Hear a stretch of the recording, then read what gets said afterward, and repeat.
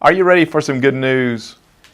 In the words of author Barbara Johnson, pain is inevitable, but misery is optional. I think the Apostle Paul would have put it even more triumphantly. Pain is inevitable, but joy is possible. Here's today's text from Philippians chapter 1. I thank my God in all my remembrance of you, always in every prayer of mine for you all, making my prayer with joy. Philippians 1, 3-4. University professor and motivational speaker Leo Buscaglia often told of his mother's misery dinner.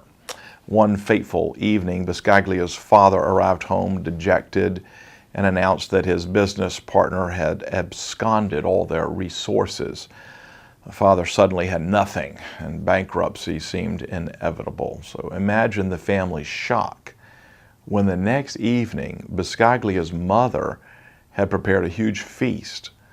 The Italian immigrant mom had spared no expense on a lavish dinner, spilling over with antipasti, salads, veal, pastas, breads. "What's this?" Buscaglia's father cried out. "The time for joy is now," the mother explained. "This is when we most need joy, not next week or later." She'd sold some jewelry to buy food for the feast. Buscaglia said the family cried and laughed and celebrated in the midst of their difficulties, and no one ever forgot the joy of that dinner in the midst of their pain.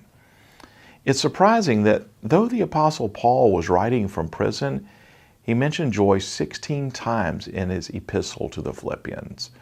What may surprise me even more is all that Paul doesn't highlight in his Philippian letter. He doesn't complain of being wrongly imprisoned. He doesn't refer to the difficulty of his circumstances, other than mentioning that he's learned to be content no matter the situation. He doesn't try to rally support for his release from prison. He doesn't denigrate the Roman government. He doesn't vent his anger at the Jews who were originally responsible for his imprisonment. He doesn't belabor the wretched evils in the Roman Empire. He doesn't even address the idolatry and paganism surrounding him. Paul discovered the secret of joy. It's a fruit of the Spirit. Joy isn't restricted by adversity. It cannot be drowned by pain.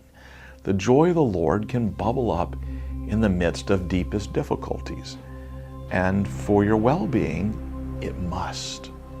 You can have joy in the Lord no matter what. And that's the gospel. Well, that's today's daily devotional, and if you missed the first in this new series on Philippians, I encourage you to go and get the whole broadcast. It's free. It's at sharingthelight.org.